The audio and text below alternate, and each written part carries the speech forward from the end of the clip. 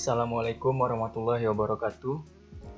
Kembali lagi bersama saya Eko Mediansyah, mahasiswa jurusan Sistem Informasi Universitas Dharma Andalas, Padang.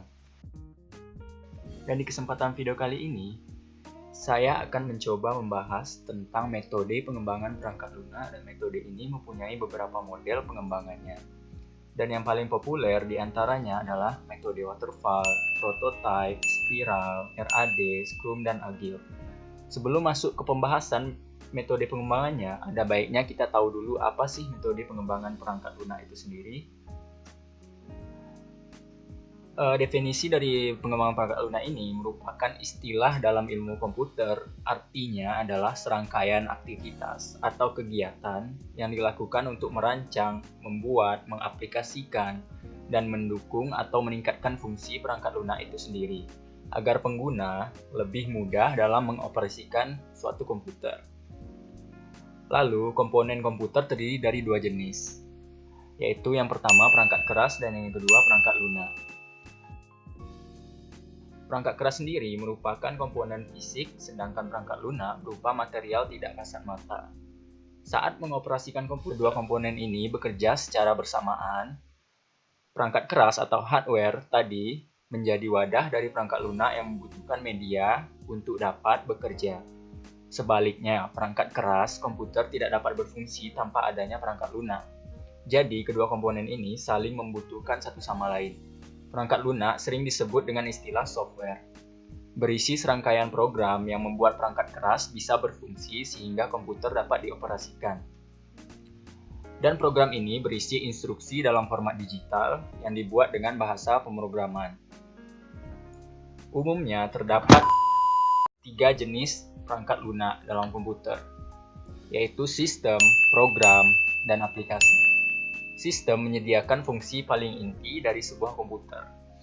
Contohnya sistem versi Windows, manajemen hardware, memori penyimpanan, dan sebagainya. Jenis yang kedua adalah perangkat lunak yang bisa dipakai untuk membuat program. Aplikasi merupakan perangkat lunak yang paling sering Anda gunakan saat mengoperasikan komputer ataupun smartphone Anda. Contohnya seperti aplikasi medsos yang Anda gunakan sehari-hari ini, kayak Instagram, WA, itu adalah merupakan perangkat lunak. Lalu kita masuk ke pembahasan tentang metode pengembangannya. Pengembangan perangkat lunak sendiri dapat dilakukan melalui berbagai metode. Sedikitnya, ada 6 metode yang di awal tadi sudah saya sebutkan. Dan di sini saya tidak akan menjelaskan semua metode tadi, melainkan fokus saya adalah membahas satu metode saja, yaitu metode pengembangan RAD. Apa sih metode pengembangan RAD itu? RAD adalah singkatan dari Rapid Application Development, sebuah proses pembangunan perangkat lunak sekuensial linear yang menekankan siklus pembangunan perangkat lunak dalam jangka waktu yang pendek. Lalu, terdapat beberapa unsur-unsur dari metode pengembangan RAD ini. Yang pertama yaitu prototyping, atau membuat desain sesuai dengan kebutuhan pengguna. Yang kedua, iterative development, pembuatan aplikasi dibuat per versi lalu ditinjau oleh klien. Proses ini diulang sampai semua fungsionalitas telah dikembangkan. Yang ketiga yaitu time boxing. Skop project dibatas oleh deadline, dan deadline pengembangan perangkat lunak selanjutnya ditetapkan setelah time boxing sebelumnya selesai. Yang keempat, team member. Menggunakan tim-tim kecil yang terdiri dari anggota yang berpengalaman. Yang kelima atau yang terakhir yaitu RAD tools, yang memanfaatkan teknologi baru yang mudah dan cepat. Lalu RAD ini sendiri mempunyai beberapa model dalam pengembangannya, antara lain yang pertama business modeling, atau aliran informasi di antara fungsi-fungsi bisnis dimodelkan dengan suatu cara untuk menjawab pertanyaan seperti informasi apa sih yang mengendalikan proses bisnis, yang kedua informasi apa yang dimunculkan, yang ketiga siapa yang memunculkannya, yang keempat kemana informasi itu pergi, terus yang terakhir siapa yang memprosesnya. Lalu model yang kedua itu data modeling.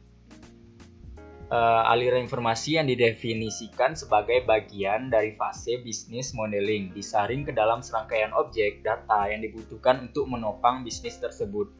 Karakteristik masing-masing objek didefinisikan dan hubungan antara objek-objek tersebut juga ikut didefinisikan.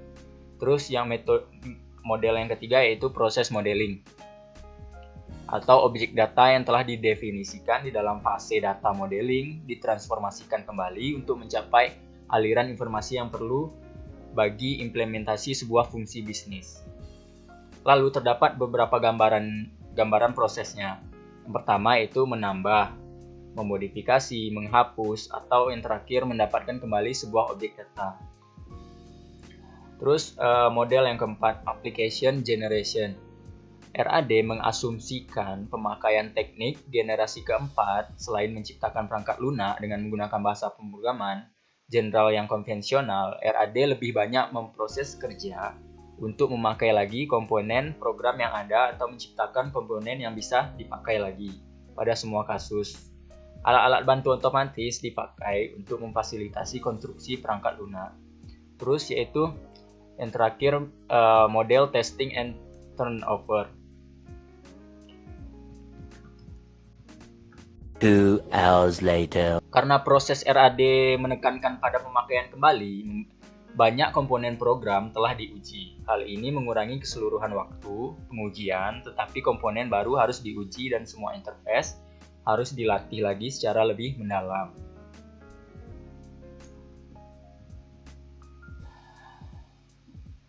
Dan metode RAD ini sendiri menggunakan dua pendekatan, yaitu yang pertama adalah pendekatan iteratif, dan yang kedua pendekatan inkremental.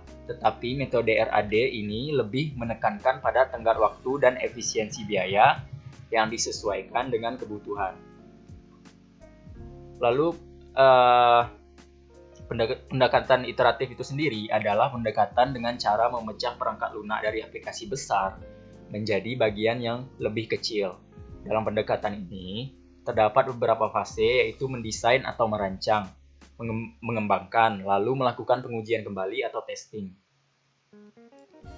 Lalu pendekatan yang kedua adalah pendekatan inkremental, merupakan model pengembangan sistem pada software engineering berdasarkan requirement software yang dipecah menjadi beberapa fungsi atau bagian, sehingga model pengembangannya secara bertahap. Di lain pihak, ada mengartikan model inkremental sebagai perbaikan dari model waterfall dan sebagai standar pendekatan top-down. Terdapat beberapa tahapan dalam pendekatan ini, yaitu yang pertama, requirement atau proses tahapan awal yang dilakukan pada pendekatan inkremental, yaitu penentuan kebutuhan atau analisis kebutuhan. Yang kedua yaitu specification atau proses spesifikasi di mana menggunakan analisis kebutuhan sebagai acuannya. Yang ketiga arsitektur desain adalah tahap selanjutnya perancangan software yang terbuka agar dapat diterapkan sistem pembangunan per bagian pada tahapan selanjutnya. Yang keempat yaitu code. Setelah melakukan proses desain, selanjutnya adalah pengkodean. Terus yang terakhir yaitu tes, merupakan tahap pengujian dalam model ini. Proses pengembangan dengan metode RAD dianggap lebih singkat, asalnya semua pihak baik pelanggan maupun pengembang terus terlibat secara aktif dalam setiap proses hingga hasil dapat tercapai. Di samping itu, tahapan kerja pada metode ini juga lebih sedikit. Alur kerjanya hanya dibagi menjadi 3, yang semuanya padat, dan tahap yang pertama adalah identifikasi tujuan yang langsung diiringi dengan komunikasi dan perancangan, di mana seluruh pihak terlibat aktif dalam setiap rumusannya. Proses ini sendiri menjadi tahap awal dari metode RAD. Yang kedua yaitu masih melibatkan semua pihak, yaitu proses mendesain sistem atau perangkat lunak sesuai kebutuhan. Pelanggan atau pengguna ikut terjun dalam menguji coba perangkat lunak. Perbaikan pun langsung diterapkan jika pengguna menemukan kesalahan. Ketika pengguna terpuaskan dengan desain perangkat lunak setelah melalui berbagai perbaikan, barulah proses kerja menginjak pada tahap terakhir, yaitu tahap implementasi. Implementasi sendiri adalah desain perangkat lunak melalui diterjemahkan dalam bahasa mesin dan bisa digunakan di sistem nanti. Terdapat beberapa kelebihan dan kekurangan dari metode RAD ini. Kelebihannya antara lain yang pertama, sangat berguna dilakukan pada kondisi user tidak memahami kebutuhan apa saja yang dilakukan pada proses pengembangan perangkat lunak. Terus yang kedua, mudah diamati karena menggunakan model prototype sehingga user lebih mengerti akan sistem yang dikembangkan. Yang ketiga, lebih fleksibel karena pengembangan dapat melakukan proses desain ulang pada saat yang bersamaan.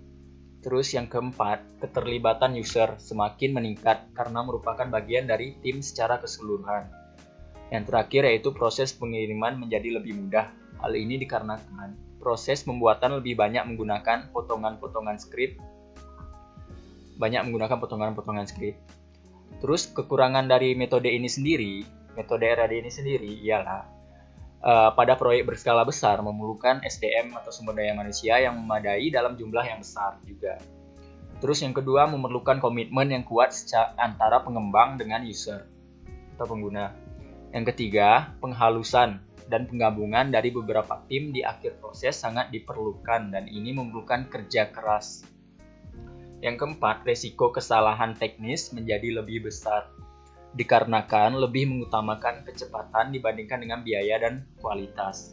Terus yang kelima yaitu fasilitas banyak yang dikurangi karena terbatasnya waktu yang tersedia tadi.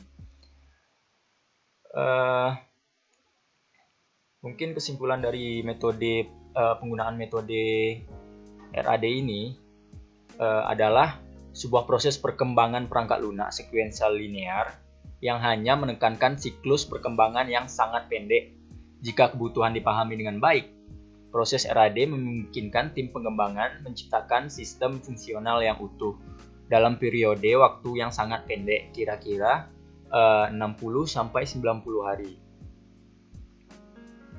Mungkin itu saja yang dapat saya jelaskan mengenai metode pengembangan perangkat lunak dan pengembangan metode RAD ini. Lebih dan kurang saya mohon maaf. Wassalamualaikum warahmatullahi wabarakatuh.